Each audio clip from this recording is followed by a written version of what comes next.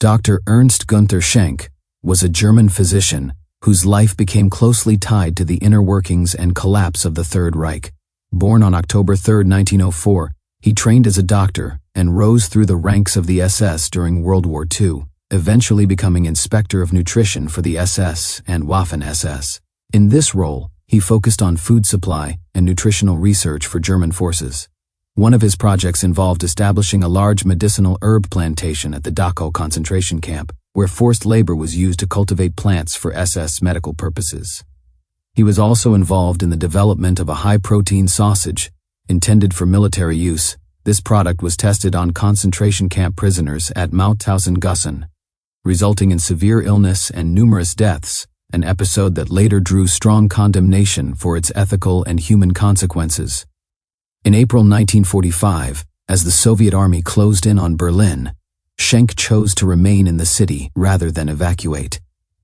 During the final days of the war, he helped organize and operate an emergency medical station in the Reich Chancellery bunker complex, treating wounded soldiers and civilians amid the chaos of the Battle of Berlin. During this time, he personally encountered Adolf Hitler and later became one of the few surviving medical witnesses to Hitler's final days. After the fall of Berlin, Schenk was captured by Soviet forces on May 1, 1945. He spent roughly 8 to 10 years in Soviet captivity, during which he was tried by a Soviet court and sentenced to a lengthy prison term. Reportedly, after an initial death sentence was commuted, he was released in the early to mid to 1950s and returned to West Germany. By that time, his medical license had been revoked because of his SS service and involvement in unethical wartime practices. Unable to practice medicine, Schenk found work in the pharmaceutical industry, including employment with Chemie Grünenthal in Aachen. In later decades, he became known for writing memoirs and historical accounts about the final phase of the Nazi regime, particularly the collapse of Berlin in 1945. He also published works analyzing Adolf Hitler's health and medical condition, drawing on his first-hand observations. These writings brought him a degree of notoriety and made him a recurring, though controversial, source for historians studying the end of the Third Reich.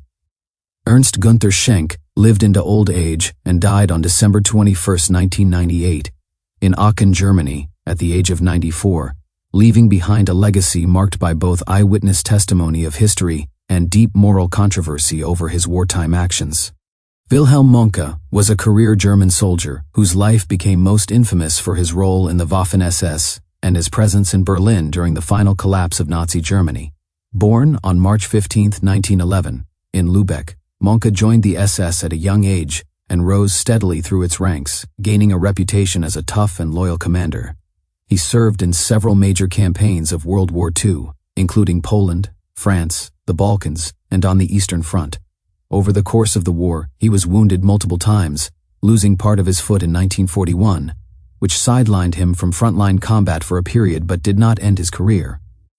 Mohnke later commanded SS units in Normandy, following the D-Day landings in 1944. During this period, soldiers under his command were implicated in the execution of Canadian prisoners of war near Caen, events that became known as the Ardennes Abbey massacres. Although Mohnke was accused after the war of responsibility for these killings, he was never formally tried, largely due to a lack of conclusive evidence directly tying him to the orders. In January 1945, Adolf Hitler appointed Mohnke commander of the Berlin Defense Area's central sector. As the Battle of Berlin unfolded, Mohnke became one of the key military figures inside the Führerbunker. He was responsible for coordinating the remaining SS and army units defending the government district and was present during Hitler's final days. After Hitler's suicide on April 30, 1945, Mohnke organized and led one of the last breakout groups attempting to escape the encircled city. The attempt failed, and he was captured by Soviet forces on May 2, 1945. Mohnke spent the next decade as a prisoner of war in the Soviet Union. During his captivity, he was interrogated extensively, including about events in Berlin and alleged war crimes, but he was never convicted. He was released in 1955 and returned to West Germany, where he lived a relatively quiet civilian life. Unlike many former SS officers, he avoided public attention and rarely spoke about his wartime experiences. Wilhelm Mohnke died on August 6, 2001, at the age of 90.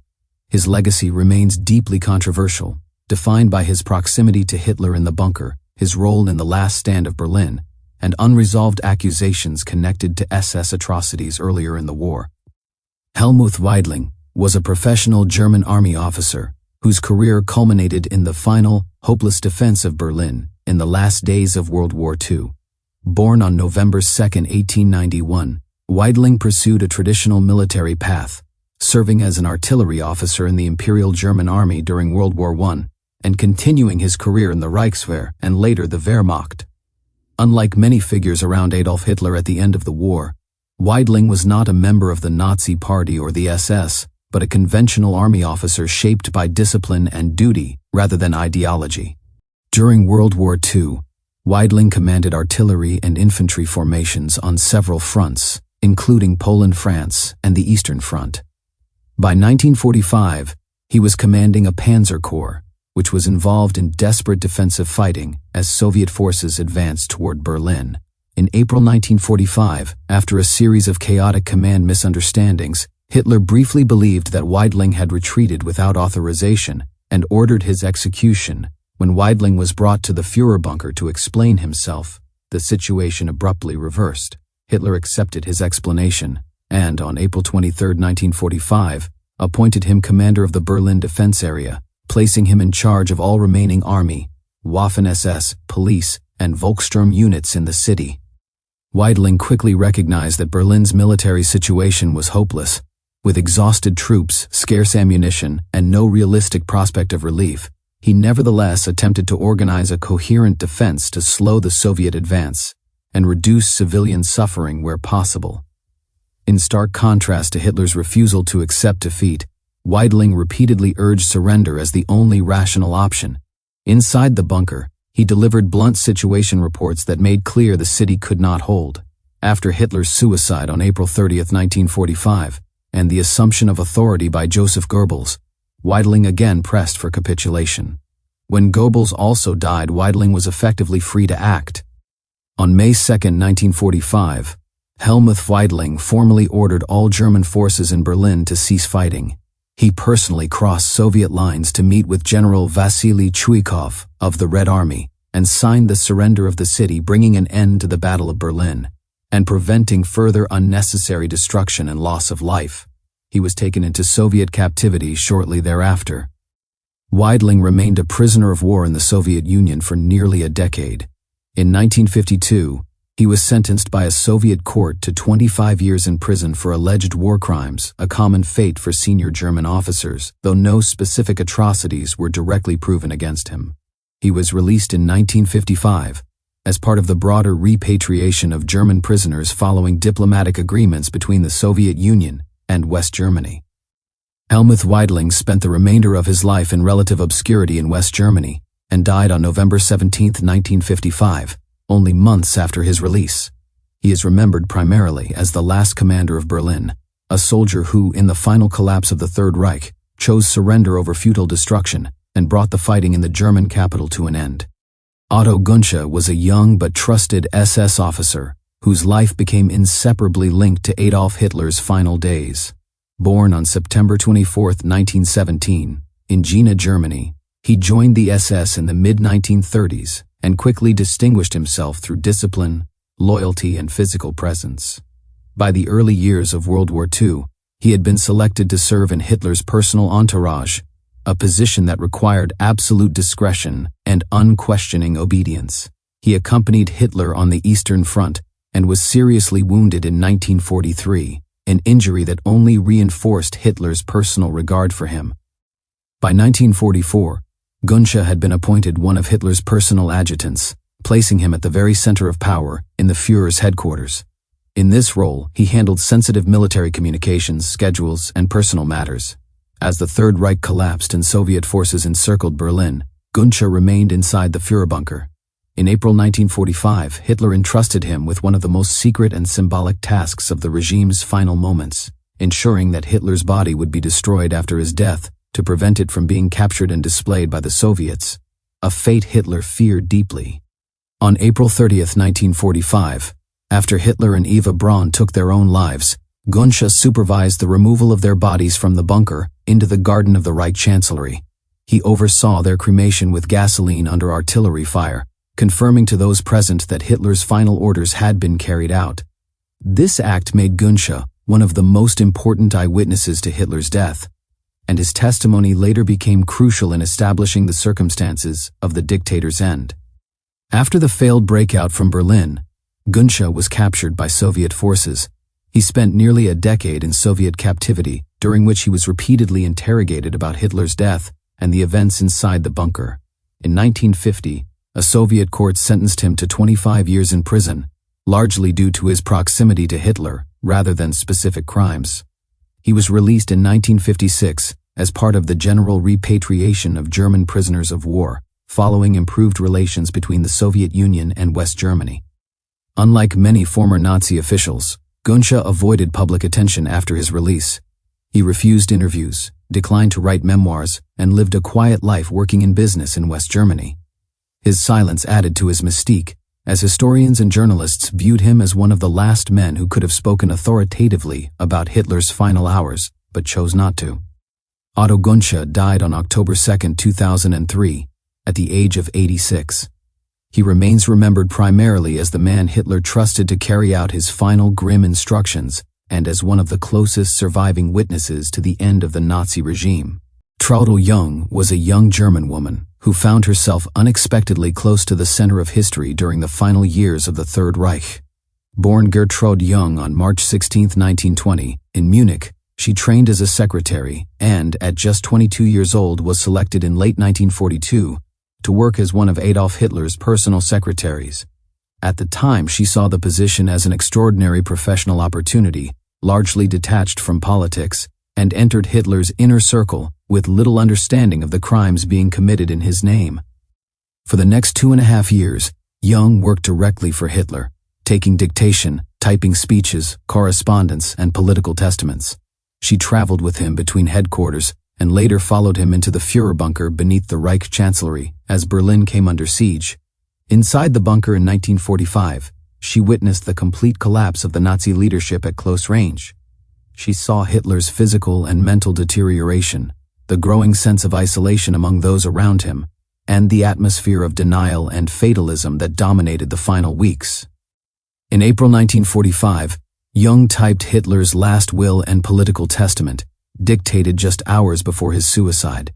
She was present during the bunker's final days and learned of Hitler's death shortly after it occurred on April 30th. On May 1, she joined one of the groups attempting to escape the encircled city. After a dangerous journey through ruined Berlin, she was captured by Soviet forces but was later released, eventually making her way back to Germany. In the post-war years, Traudl Jung lived with a deep sense of guilt and moral reckoning. She came to understand that her youthful ignorance and deliberate avoidance of political reality had made her, in her own words, blind to the suffering and crimes of the regime she served.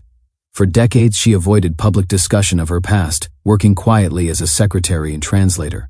Over time, however, she agreed to speak with historians and journalists, not to defend herself, but to warn against the dangers of apathy and uncritical obedience. Her reflections became widely known through interviews and her memoir, Until the Final Hour, in which she described Hitler not to humanize him, but to show how ordinary routines and personal charm could coexist with immense evil. Late in life, she participated in the documentary Blind Spot, Hitler's Secretary, where she openly confronted her own responsibility and the moral failures of her younger self. Traudl Jung died on February 10, 2002, at the age of 81. Shortly after the documentary was completed, she is remembered as one of the closest civilian witnesses to Hitler's final days, and as a powerful example of how ordinary people can become entangled in history through silence, conformity, and the refusal to see what lies directly in front of them. Gerda Christian was one of Adolf Hitler's longest-serving secretaries and a quiet, constant presence inside his inner circle during the final years of the Third Reich. Born Gerda Daranowski on December 13, 1913, in Berlin, she trained as a stenographer and began working for Hitler in 1937, earlier than most of the younger secretaries who later joined his staff. Unlike some of them, she remained with him continuously through the war, which made her a familiar and trusted figure in his daily routine. For years, Christian handled dictation, correspondence, and administrative work at Hitler's various headquarters, including the Burghof and the Wolf's Lair. She observed him at close range in both formal and informal settings, and witnessed his gradual physical decline, growing isolation, and increasing detachment from reality as Germany's military situation worsened. Despite her proximity to power, she remained politically passive, later describing herself as focused narrowly on her duties and largely unaware of the full scope of Nazi crimes during the war. In January 1945, Gerda Christian followed Hitler into the Führerbunker beneath the Reich Chancellery in Berlin. There, she experienced the claustrophobic and fatalistic atmosphere of the final months, as Soviet forces closed in and the regime unraveled. By April, Hitler allowed several women from his staff to leave the bunker while escape was still possible. Christian was among those permitted to depart shortly before the end, sparing her from witnessing Hitler's suicide firsthand. She fled Berlin and was later captured by Allied forces, but was released after routine questioning. After the war, Gerda Christian lived a largely private life in West Germany. She married, avoided public attention, and for many years declined to speak extensively about her experiences. Over time, however, she provided testimony to historians and researchers, offering valuable first-hand accounts of Hitler's behavior, habits, and state of mind, particularly during the bunker period. Her recollections tended to be restrained and factual, neither sensational nor openly reflective, which distinguished her from some other former members of Hitler's entourage. Gerda Christian died on April 14, 1998, at the age of 84. She is remembered as a peripheral yet important witness to history, a woman whose proximity to one of history's most destructive figures illustrates how ordinary professional roles could exist alongside extraordinary moral catastrophe, often without those involved fully grasping the consequences at the time. Karl Koller was a senior Luftwaffe officer whose career placed him at the highest levels of Germany's Air Force during the final, catastrophic phase of the Third Reich. Born on February 26, 1898, in Schwandorf, Bavaria, Koller began his military life in World War I, serving as an artillery officer before transitioning into aviation. He remained in military service after the war, joining the Reichswehr, and later becoming part of the rebuilt German air arm that emerged under the Nazi regime. During World War II, Koller rose steadily through the Luftwaffe hierarchy, earning a reputation as a capable staff officer rather than a charismatic field commander. In November 1943, at a time when Germany's air war was already turning decisively against it, he was appointed chief of the General Staff of the Luftwaffe under Hermann Göring. In this position, Koller was responsible for operational planning and strategy during a period marked by devastating Allied bombing, dwindling resources, and internal dysfunction within the Nazi command structure. He became increasingly critical, privately and sometimes openly, of Göring's leadership and of the unrealistic demands coming from Adolf Hitler. In April 1945, as the Soviet army closed in on Berlin, Koller was summoned to the Führerbunker. There, he took part in the final conferences with Hitler and other senior leaders. He attempted to present realistic assessments of the Luftwaffe's condition, emphasizing that Germany no longer possessed the aircraft, fuel, or pilots needed to influence the outcome of the war. He also supported proposals for air evacuation and limited air supply operations, though these efforts were largely symbolic by that stage. Koller witnessed firsthand Hitler's detachment from reality and the collapse of effective command during the regime's last days. After leaving Berlin shortly before its fall, Koller surrendered to American forces. He was taken into custody and later testified as a witness at the Nuremberg trials, where he provided detailed insight into Luftwaffe operations, internal decision-making, and the increasingly chaotic nature of German leadership as defeat became inevitable. Unlike many senior Nazi officials, he was not charged with major war crimes and was eventually released from captivity. In the years after the war, Koller wrote memoirs reflecting on the Luftwaffe's failures and the internal conflicts that plagued the Nazi military leadership, offering a critical view of Göring and the structural weaknesses of the regime. His health declined not long after his release, and he died on May 9, 1951, at the age of 53. Heinz Linge was a long-serving member of Adolf Hitler's personal staff and one of the closest witnesses to the dictator's private life and final moments. Born on March 23, 1913, in Bremen, Linge trained as a decorator before joining the SS in the mid-1930s. In 1935, he was selected to serve as Hitler's valet, a position that placed him in constant, intimate proximity to the Führer and required absolute loyalty and discretion. Over time, Linge became responsible for Hitler's daily routine, clothing, meals, and personal quarters, making him one of the few people who saw Hitler in unguarded, domestic settings. Throughout the war years, Linge accompanied Hitler to his various headquarters, including the Berghof, the Wolf's Lair, and eventually the Führerbunker in Berlin.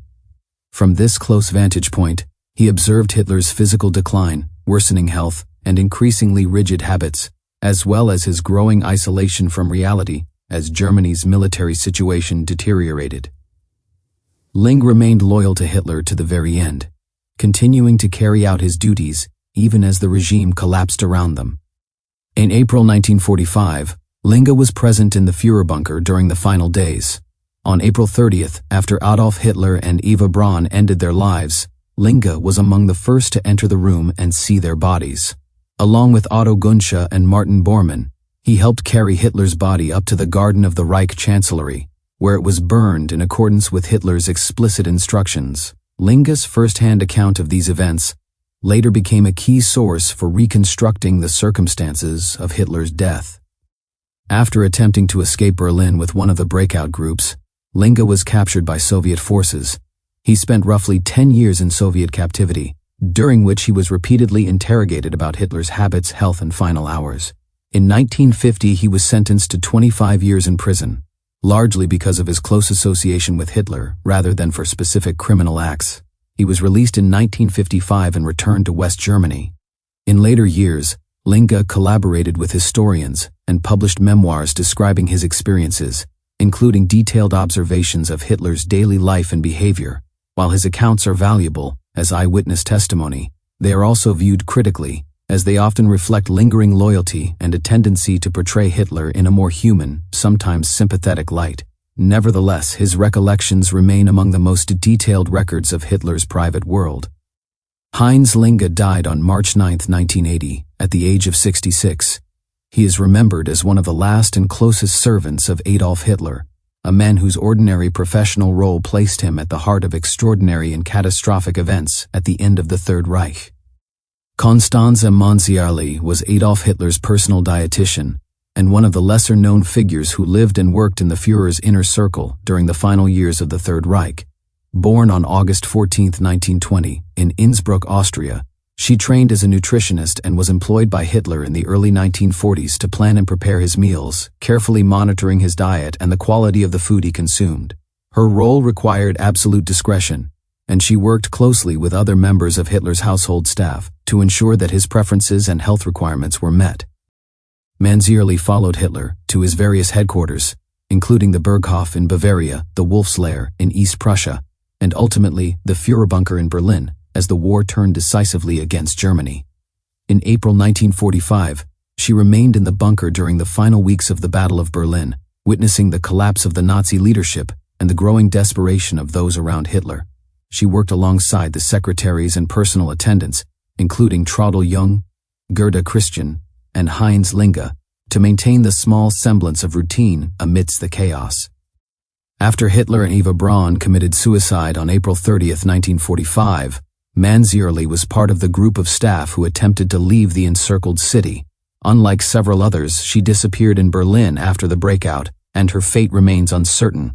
Most historical accounts suggest that she either died during the escape attempt or was killed in the ruins of the city, but no definitive evidence exists. Her disappearance has left her as one of the many minor figures of the Führerbunker whose end remains a mystery. Constanze Manziarli is remembered primarily as Hitler's dietitian and a witness to his final days, representing the ordinary professional staff whose roles brought them into close contact with one of history's most infamous leaders and who were caught in extraordinary circumstances at the collapse of the Third Reich. Rochus Misch was the last surviving member of Adolf Hitler's personal entourage who worked in the Führerbunker during the final days of the Third Reich. Born on July 29, 1917, in Dusseldorf, Germany, Misch trained as a telephonist and joined the SS in the 1930s. His technical skills and reliability brought him into Hitler's inner circle, where he served primarily as a telephone operator and courier, responsible for maintaining secure communications between the Führerbunker, the Reich Chancellery, and other command posts. Misch accompanied Hitler to his various headquarters during the war, including the Berghof and the Wolf's Lair, and eventually remained with him in Berlin in April 1945. In the bunker, Misch's duties included operating the communications switchboard, delivering messages, and acting as a messenger between the Führer and officers in the city. Though not a political advisor or personal attendant in the way secretaries or valets were, Misch's role made him a constant presence in the bunker and gave him a unique perspective on Hitler's daily life, decisions, and the atmosphere of fear and desperation in the final weeks. On April 30, 1945, Misch was a witness to the aftermath of Hitler and Eva Braun's suicide. Alongside others like Heinz Linge and Otto Gunsche, he helped with the arrangements to remove the bodies to the garden of the Reich Chancellery for burning, in accordance with Hitler's instructions. Misch survived the breakout from Berlin, emerging from the ruins as Soviet forces closed in on the city. He was captured by the Soviets and held in captivity for several years before being released. After the war, Misch lived in West Germany, working in civilian professions but later gaining recognition as an eyewitness to the collapse of the Third Reich. He participated in interviews, documentaries, and publications, offering detailed recollections of life inside the Führer bunker. Misch was known for his pragmatic and straightforward accounts, often emphasizing the human and routine aspects of life in the bunker rather than sensationalizing the events. Rochus Misch died on September 5, 2013, at the age of 96. He is remembered as the last living link to Hitler's immediate inner circle, providing historians and the public with a direct personal perspective on the daily operations, communications, and final hours of the Nazi leadership during the fall of Berlin. Erich Kempka was Adolf Hitler's personal chauffeur and one of the key members of his inner staff during the final years of the Third Reich. Born on June 16, 1910, in Oberhausen, Germany, Kempka joined the SS in the 1930s and quickly became part of Hitler's close entourage, serving as his driver for both official and personal journeys. His position required not only driving skill, but also absolute loyalty and discretion, as he was entrusted with transporting the Führer safely through both secure and dangerous environments. Kempka accompanied Hitler to various headquarters during the war, including the Berghof in Bavaria, the Wolf's Lair in East Prussia, and ultimately the Führer bunker in Berlin. He was responsible for Hitler's vehicles, arranging transport for staff and visitors, and ensuring the logistical needs of the Führer's personal mobility were met. Because of his constant presence and direct access, Kempka became an important witness to Hitler's routines, moods, and behavior, though he was not involved in political or military decision-making. During the last days of April 1945, as the Soviet army encircled Berlin, Erich Kempka played a critical role in preparing the vehicles and routes for possible escape or evacuation attempts. He was present in the Führer bunker when Hitler and Eva Braun committed suicide on April 30, 1945, and later described in detail how their bodies were carried to the garden of the Reich Chancellery and burned, a task in which he helped alongside others like Heinz Linge and Otto Gunsche. Kempka's first-hand accounts of these events later became an important source for historians seeking to reconstruct the final hours of Hitler. After Berlin fell, Kempka was captured by American forces. He spent a brief period in Allied custody and was interrogated about his role in the events inside the bunker. Unlike some other members of Hitler's staff, he was not tried for war crimes, as his responsibilities were limited to personal transport and logistics rather than policy or executions. Following his release, Kempka wrote memoirs detailing his experiences, providing candid accounts of his time with Hitler, the inner workings of the Führer's household, and the collapse of Nazi Germany. Erich Kempka died on January 24, 1975, at the age of 64. He is remembered as Hitler's trusted chauffeur and one of the few surviving witnesses who could recount both the mundane and the dramatic aspects of life within Hitler's inner circle, including the final moments in the Reich Chancellery bunker. Dr. Ludwig Stumpfegger was Adolf Hitler's personal physician during the final months of the Third Reich and one of the last medical professionals in the Führer bunker. Born on June 15, 1914 in Munich, Germany, Stumpfegger trained as a doctor and became a member of the SS, eventually being assigned to Hitler's inner circle as a personal physician. His duties included attending to Hitler's health, administering medications, and monitoring his condition, particularly as Hitler's physical and mental state deteriorated during the closing stages of World War II. Stumpfegger accompanied Hitler to Berlin in January 1945 and worked in the Führer bunker beneath the Reich Chancellery. There, he witnessed the chaos and desperation of the final weeks as Soviet forces closed in. He was responsible for providing medical care to Hitler and to other senior staff when needed, though his presence was largely restricted to the immediate circle of the Führer and those living in the bunker. He was also reportedly involved in preparing the drugs and cyanide capsules that Hitler and others used in the last days of the regime. On April 30, 1945, after Hitler and Eva Braun committed suicide, Stumpfegger helped carry their bodies to the garden of the Reich Chancellery, where they were burned according to Hitler's instructions. He attempted to escape Berlin, along with other staff members in the days immediately following the fall of the city, but he did not survive the breakout. Stumpfegger was reportedly killed on May 2, 1945, during the fighting in the ruins of Berlin or shortly thereafter, as the Soviets completed their capture of the city. His body was never definitively recovered, leaving the exact circumstances of his death somewhat uncertain. Dr. Ludwig Stumpfegger is remembered primarily as Hitler's personal physician in the bunker, a figure who played a quiet but crucial role in the final hours of the Nazi regime, providing medical care and assisting in carrying out Hitler's last instructions. His life and death exemplify the extreme circumstances faced by those who remained loyal to the Führer to the very end. Ernst Robert Grawitz was a senior SS physician whose career placed him at the apex of Nazi medical authority and tied him directly to some of the regime's worst crimes. Born on June 8, 1899, in Charlottenburg, Berlin, Grawitz trained as a physician after serving in World War I. He joined the Nazi Party and the SS early, combining medical credentials with ideological loyalty, a combination that allowed him to rise rapidly once the Nazis came to power. By 1936, Grawitz had become Reich Physician of the SS and Police, making him the highest-ranking medical authority within Heinrich Himmler's SS empire. In this role, he oversaw SS medical services, concentration camp doctors, and medical research conducted under SS control.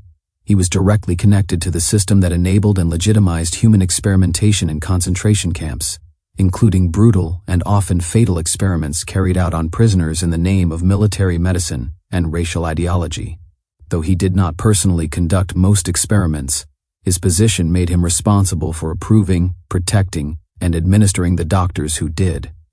Grawitz was a close associate of Himmler and committed believer in Nazi racial doctrine. He helped integrate SS medicine into the broader machinery of repression and genocide, blurring any remaining ethical boundaries between healing and killing. As the war turned against Germany, he remained loyal to the regime and continued to serve in his post even as Allied forces closed in on Berlin. In April 1945, with the Soviet army advancing and the collapse of the Third Reich imminent, Grawitz faced the likelihood of capture and prosecution. On April 24, 1945, at his home in Potsdam-Babelsberg, he chose suicide over surrender. Using explosives, he killed himself along with his wife and 2 children, destroying the house in the process. His death spared him from trial and accountability for his role in the SS medical system and the crimes committed under his authority. Ernst Robert Grawitz is remembered not as a healer, but as a symbol of the corruption of medicine under National Socialism, a physician who subordinated medical ethics entirely to ideology and power. His life stands as a stark example of how professional authority, when fused with fanaticism and obedience, can become an instrument of mass cruelty rather than care.